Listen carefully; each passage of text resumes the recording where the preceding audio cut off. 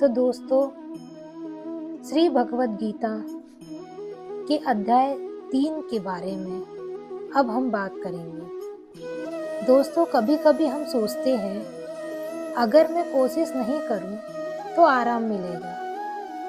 अर्जुन भी इसी स्थिति में है। इस अध्याय में कृष्ण बतलाएंगे कि कर्म से भागना संभव नहीं और निष्काम कर्म ही जीवन का असली मार्ग है। तो तैयार हो जाइए, कर्म के महत्व को समझने के लिए इस यात्रा पर चलते हैं। अध्याय 3, कर्म योग, कर्तव्य का योग। उस समय अर्जुन की परिस्थिति थी। अर्जुन अब अपने कर्तव्य और धर्म में उलझा हुआ है। वह सोचता है कि युद्ध का परिणाम क्या होगा।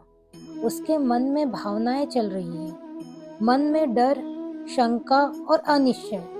लगता है कि कर्म त्यागना ही राहत है।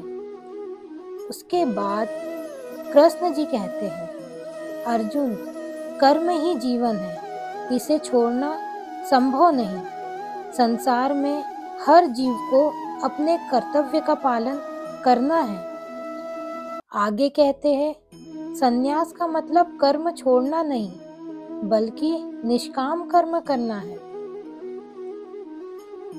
हमें इस अध्याय से ये संदेश मिलता है कि कर्म से भागना नहीं, अपने कर्तव्य पर स्थिर रहना है। किसान अपने खेत में मेहनत करता है, बारिश पर निर्भर होते हुए भी कर्म नहीं छोड़ता।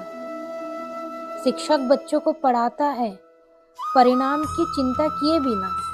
तो हमें भी कर्म करना चाहिए और अपने कर्तव्य पर स्थिर रहना चाहिए। धन्यवाद।